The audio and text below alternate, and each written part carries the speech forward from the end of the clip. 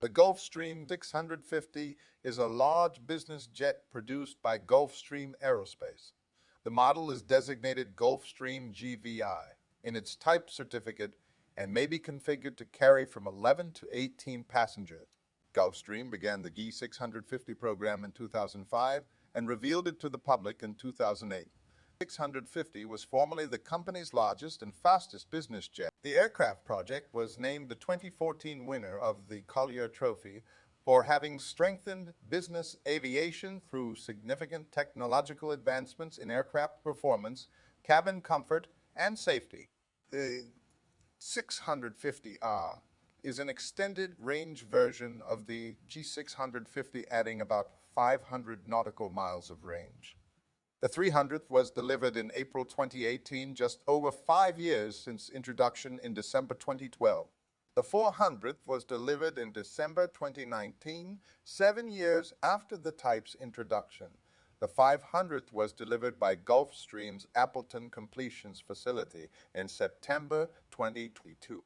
The Gulfstream 650 was formally launched as an internal company project in May 2005 and publicly unveiled on March 13, 2008. At the public announcement occasion, company executives stated the new model would become Gulfstream's largest, fastest, and most expensive business jet on entry to the market. The wing design was completed in 2006. A total of 1,400 hours of wind tunnel testing was completed by 2008. In April 2011, a 650 crashed shortly after liftoff. The cause was determined to be related to the speeds carried out for the single-engine takeoff run. 650 test aircraft were grounded until May 28, 2011, when the remaining test aircraft were allowed to return to flight testing.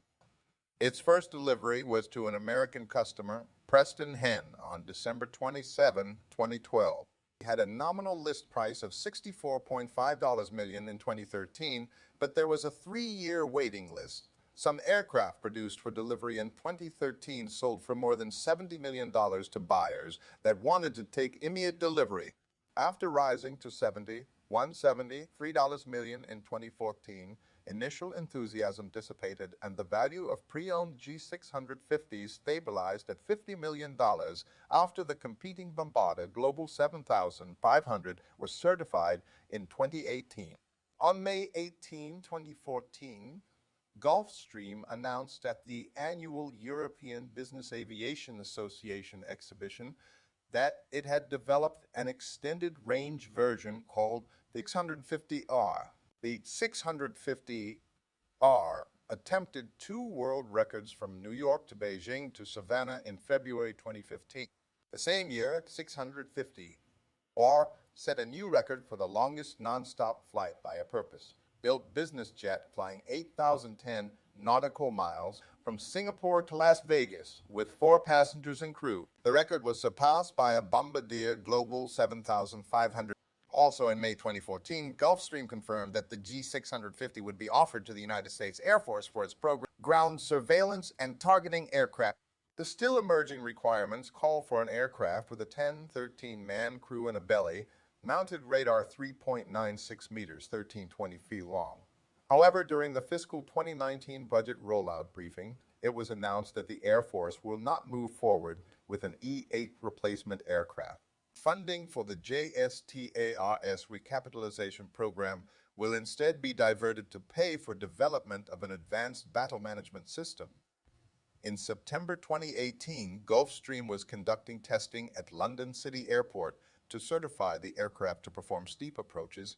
It can be equipped with a full kitchen and bar, as well as a variety of entertainment features, including satellite telephones and wireless internet. The jet uses 2 roles, Royce B. R725 engines, each producing a maximum thrust of 17,000 pounds. Force. To better use the main cabin space, Gulfstream designers rejected the usual circular fuselage cross section in favor of an oval which uses a flatter lower portion. The cabin is 8 feet 6 inches, 2.59 meters wide and 6 feet 3 inches 1.91 meters high, allowing the craft to be configured to carry between 11 and 18 passengers.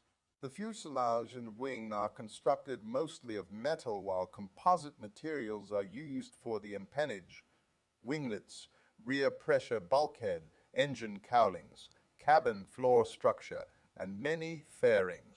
The elliptical cabin windows, 8 on each side of the fuselage, are 28 inches, 71 centimeters wide. Panels are bonded rather than riveted, reducing parts count compared to the G550. The G650 wing has a sweep of 36 degrees, which is greater than wings on previous Gulfstream aircraft like the G550, with a sweep of 27 degrees. It does not use leading, edge high-lift devices, and tracks for rear-mounted flaps are completely enclosed within the airfoil contour.